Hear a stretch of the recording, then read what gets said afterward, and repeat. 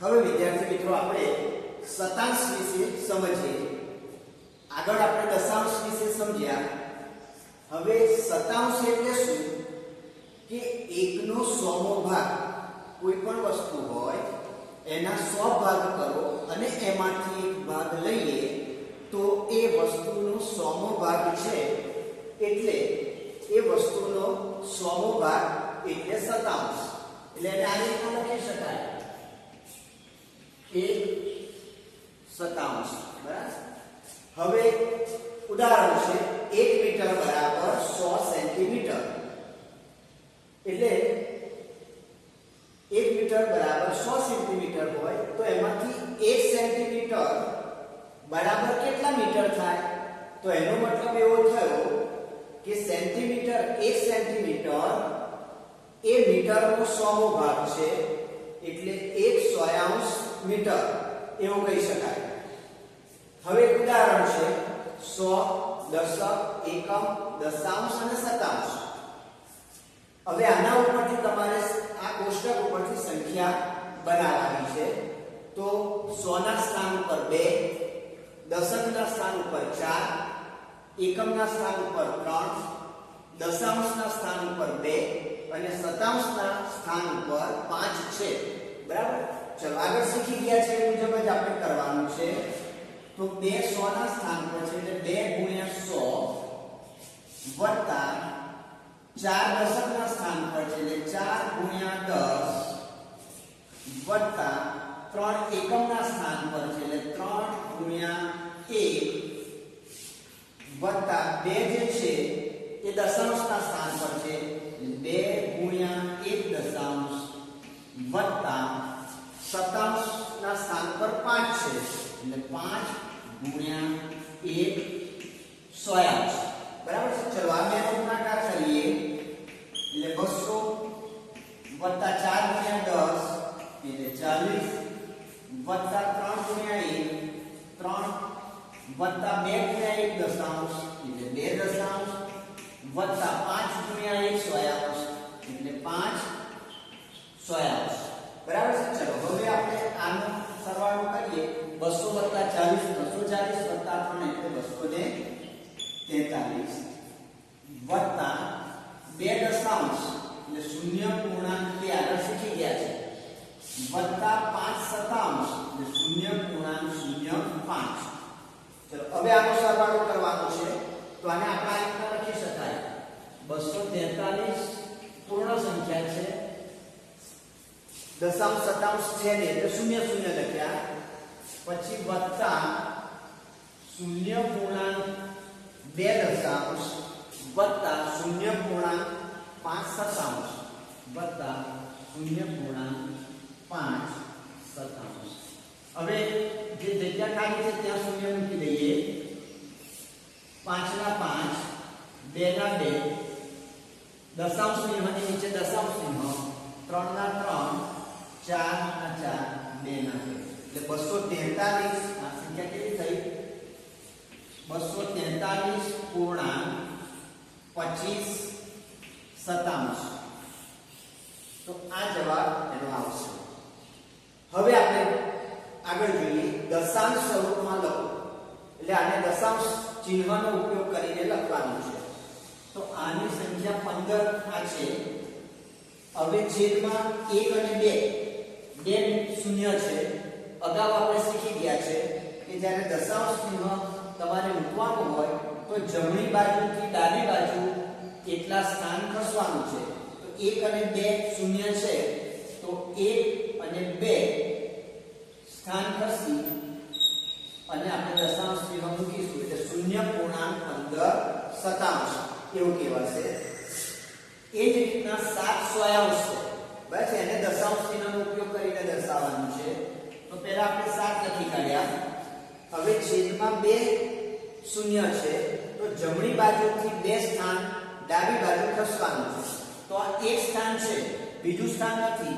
તો સ્થાન ના હોય તો શું કરી લેવાનું? શૂન્ય મૂકી દેવાનું. પછી દશાંશ ચિહ્ન મૂકી અને આપણે આ સંખ્યાને દશાંશ સ્વરૂપમાં દર્શાવી શકાય એટલે 0.7 શતાંશ. તો આ રીતે તમે એને દર્શાવી શકાય. હવે વિદ્યાર્થી મિત્રો આપણે સ્વાધ્યાય 8.2 જોઈએ. એમાં ત્રીજો પ્રશ્ન, નીચેના દશાંશની સ્થાન કિંમતને કોષ્ટક બનાવીને લખો. અગાઉ આપણે શીખી ગયા છે દશાંશમાં. એ જ રીતના અહીં તમારે આ જે સંખ્યા આપેલી છે એને આપણે સ્થાન કિંમતનું કોષ્ટક તૈયાર કરવાનું છે અને એમાં તમારે એ સંખ્યાને દર્શાવવાની છે. ચલો પહેલા જોઈએ તો 0.29 બરાબર. તો અહીંયા આ દશાંશ ચિહ્ન છે એટલે આપણે અહીંયા ધારી લેવાનું. એની આગળ એકમમાં શૂન્ય છે, દશાંશના સ્થાન પર 2 છે અને શતાંશના સ્થાન પર 9 છે. હવે બાકીના જે રિક્ત ખાના રહ્યા મતલબ ખાલી જે સ્થાન છે ત્યાં આપણે શૂન્ય મૂકી શકાય. બરાબર. ચલો હવે આપણે એને સમજીએ. તો પહેલા 100 ના સ્થાન પર કેટલા છે? 0, એટલે 0 ગુણ્યા 100 વત્તા દશકના સ્થાન પર પણ 0 છે એટલે 0 ગુણ્યા 10. એકમના સ્થાન પર પણ 0 છે એટલે 0 ગુણ્યા 1 વત્તા દશાંશના સ્થાન પર છે 2 ગુણ્યા 1 દશાંશ વત્તા શતાંશના સ્થાન પર 9 છે એટલે 9 ગુણ્યા 1 શતાંશ વત્તા સહસ્ત્રાંશના સ્થાન પર 0 છે એટલે 0 ગુણ્યા 1 સહસ્ત્રાંશ.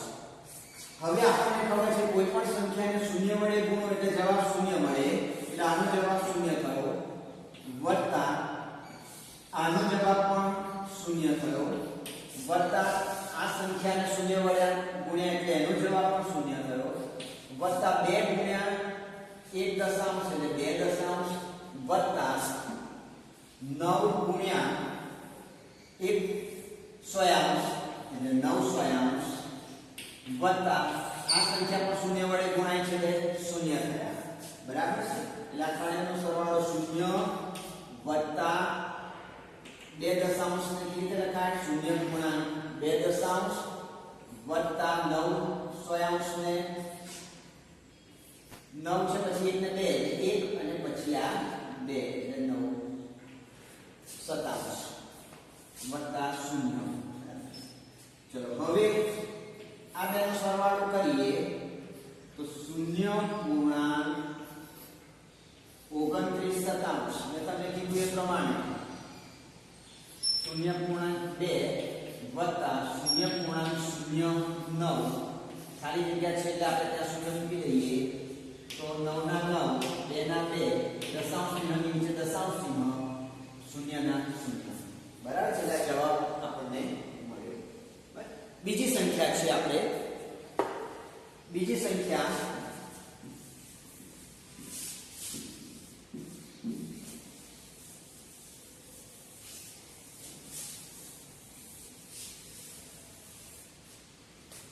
$200.812 સહસ્ત્રાંશ.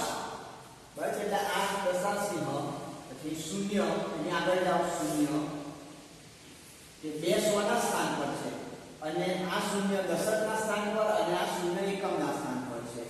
જ્યારે 8 જે છે એ દશાંશના સ્થાન પર છે, 1 છે શતાંશના સ્થાન પર છે અને 2 જે છે સહસ્ત્રાંશના સ્થાન પર છે. બરાબર છે. તો આને આપણે હવે સમજીએ તો 2 100 ના સ્થાન પર છે એટલે 2 ગુણ્યા 100 વત્તા 0 છે દશકના સ્થાન પર એટલે 0 ગુણ્યા 10 વત્તા 0 છે એકમના સ્થાન પર છે એટલે ગુણ્યા 1 વત્તા 8 દશાંશના સ્થાન પર છે એટલે 8 ગુણ્યા 1 દશાંશ વત્તા 1 શતાંશના સ્થાન પર છે એટલે 1 ગુણ્યા 100 વત્તા 2 સહસ્ત્રાંશના સ્થાન પર છે 2 ગુણ્યા 1 સહસ્ત્રાંશ. બરાબર. ચલો હવે 2 ગુણ્યા 100 એટલે 200 વત્તા આ સંખ્યાને 0 વડે ગુણ્યા 10 ને એટલે જવાબ 0.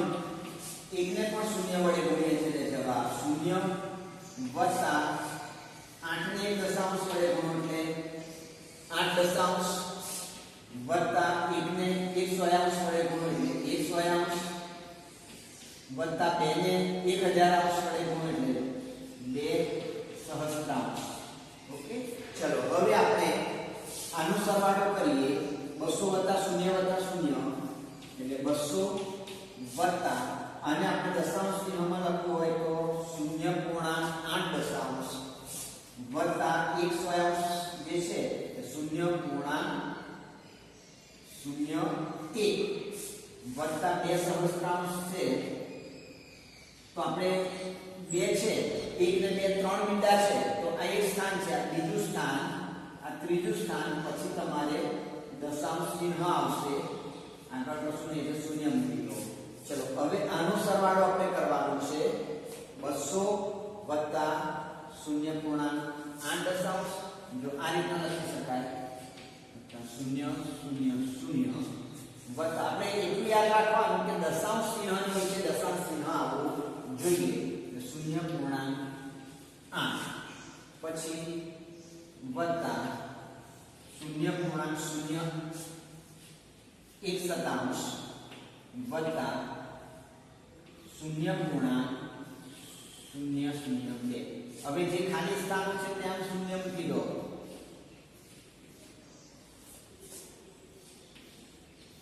પછી સરવાળો કરીએ. 2 ના 2 1 ના 1 8 ના 8 દશાંશ ચિહ્નની નીચે દશાંશ ચિહ્ન 0 0 2 અને 2 એટલે કેટલી સંખ્યા થઈ? 200.812 સહસ્ત્રાંશ. તો આપણને આ કિંમત મળી, એ સંખ્યા મળી. ચલો હવે વિદ્યાર્થી મિત્રો આપણે પ્રશ્ન ચોથો જોઈએ. નીચેના દરેકને દશાંશ સ્વરૂપે લખો. અહીં તમને એક ઉદાહરણ આપેલું છે. 20 + 9 વત્તા 4 દશાંશ વત્તા 1 સોયાંશ.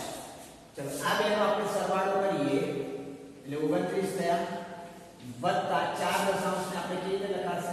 0.4 દશાંશ. હવે આપણને ખ્યાલ છે બરાબર, વત્તા 1 સોયાંશ એટલે 0.1 સતાંશ. બરાબર છે, કેમ કે 1 છે તે મૂક્યા પછી 2 સ્થાન ખસવાનું એટલે 1 અહીં જગ્યા નથી એટલે કિંમત કોઈ સંખ્યા નથી એટલે 0 મૂકી દીધું અહીં દશાંશ ચિહ્ન. બરાબર છે. ચલો હવે આનો સરવાળો કરવાનો છે તો ફરી એક વખત 29.00 0.4 દશાંશ વત્તા 0.01 સતાંશ. હવે જ્યાં કોઈ કિંમત નથી ત્યાં 0 મૂકી દે, રકમ ના હોય ત્યાં 1 ના 1 4 ના 4 દશાંશ ચિહ્નની નીચે દશાંશ ચિહ્ન 9 ના 9 2 ના 2 એટલે આની કિંમત મળી 29.41 સતાંશ. તો એનો જવાબ થયો. તો આ રીતના આપણે બીજા દાખલા ગણવાના છે. હવે આપણે પ્રશ્ન 5 સમજીએ. નીચેના દરેક દશાંશને શબ્દોમાં લખો. હવે પહેલી સંખ્યા છે 0.03. એટલે એને વંચાશે કેવી રીતે? 0.3 સતાંશ, કેમ કે દશાંશ અને સતાંશ બરાબર છે, આગળ શીખી ગયા છે. તો આને આપણે જો લખવું હોય શબ્દમાં તો આને બે રીતના લખી શકાય. હવે જે સંખ્યાનો પૂર્ણાંક 0 હોય તો 0 પૂર્ણાંક એવું લખવાની જરૂર નથી, તો આને ખાલી 3 સતાંશ એવું લખી શકાય. 3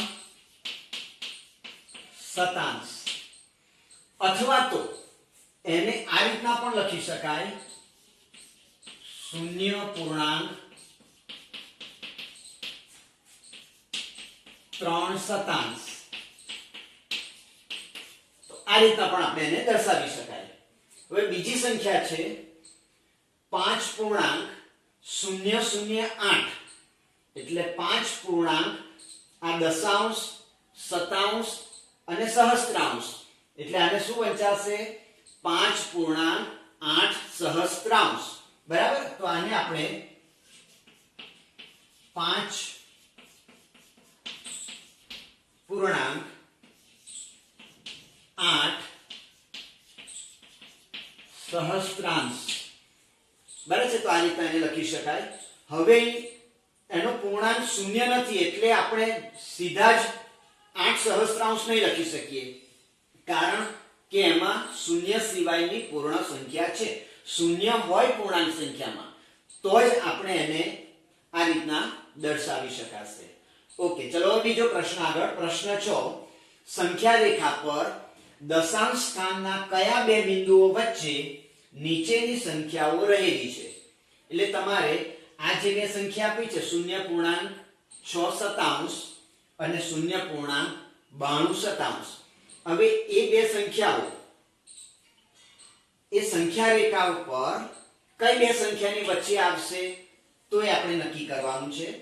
તો સૌથી પહેલામાં પહેલો તો બંનેનો પૂર્ણાંક શૂન્ય છે, એટલે શૂન્ય પછી એ સંખ્યા આવે એટલે 0 અને 1 ની વચ્ચે આવશે. એ નક્કી આગળ આપણે શીખી ગયેલા છે. સંખ્યા રેખા ઉપર દશાંશ સંખ્યાઓનું આપણે જ્યારે નિરૂપણ કર્યું ત્યારે આપણે શીખ્યા છે કે જે સંખ્યાનો પૂર્ણાંક શૂન્ય હોય એ 0 અને 1 ની વચ્ચે આવે.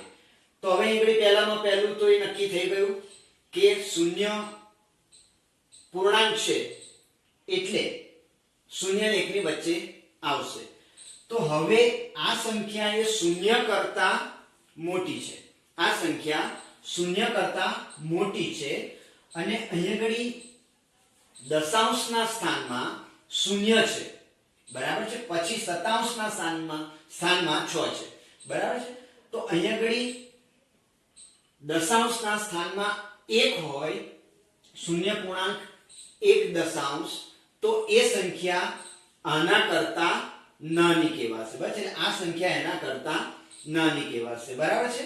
તો આને આપણે કેવું હોય તો આ જે સંખ્યા છે એ 0 થી મોટી છે અને 0.1 થી એ નાની છે તો બેની વચ્ચે આવશે. એટલે આ સંખ્યા 0 અને 1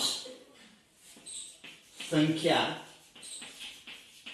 વચ્ચે આવશે, બરાબર છે. તો આ રીતે આપણે નક્કી કરીશું.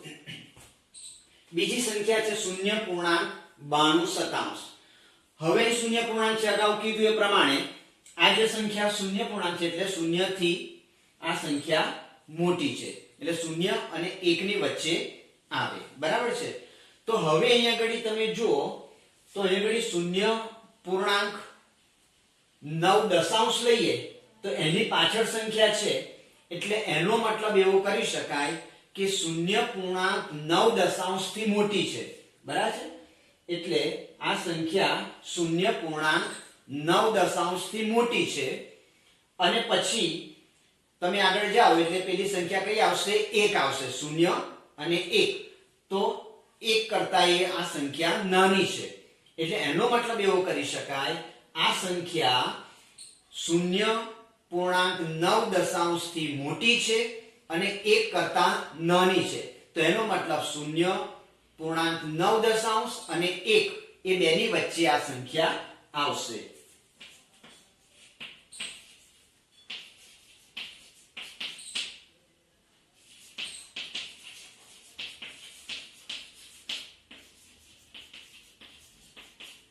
ઓકે, ચલો હવે આગળ છેલ્લો પ્રશ્ન. પ્રશ્ન 7, આપેલા અપૂર્ણાંકોનું અતિ સંક્ષિપ્ત સ્વરૂપ લખો. હવે વિદ્યાર્થી મિત્રો અગાઉ શીખી ગયા છે તો આને આપણે શું કહેવાશે? 60 એટલે 60/100. હવે તમને પુસ્તકની અંદર જે રીત આપી છે બરાબર છે, સાચી છે, પણ એના કરતા આ રીત જે છે ને એ સરળ છે. તો સૌથી પહેલામાં પહેલું આપણે જે છેદ ઉડાડતા છે આ પહેલા સત્રમાં શીખી ગયા છે. તો આ 0 અંશ અને છેદમાં છે એટલે છેદ ઉડાડી દીધો એટલે સંખ્યા કઈ રહી? 6 થઈ, બરાબર. ચલો હવે 6 ના અવયવ પાડીએ તો 3 ગુણ્યા 2 3 દુ 6 થાય.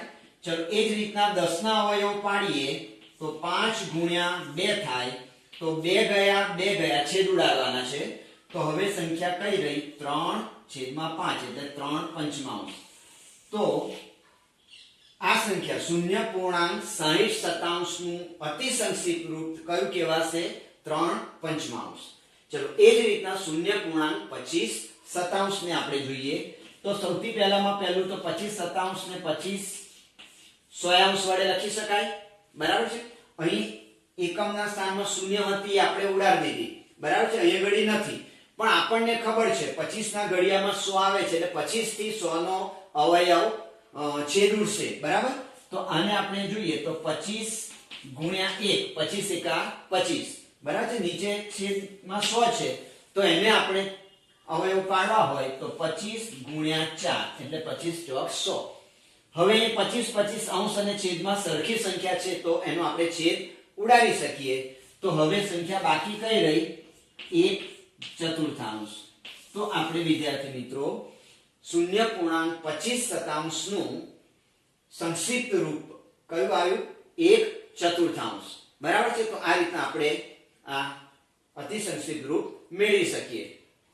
એના માટે છેદ ઉડાડતા આવડવું જોઈએ, અને છેદ માટે તમને ઘડિયા એટલે કે જેના આપણે અવયવ શીખ્યા છે એ અવયવ પાડતા આવડે, તો પછી સરળતાથી આપણે એનું સંક્ષિપ્ત રૂપ છેદ ઉડાડી અને સંક્ષિપ્ત રૂપ નક્કી કરી શકીશું.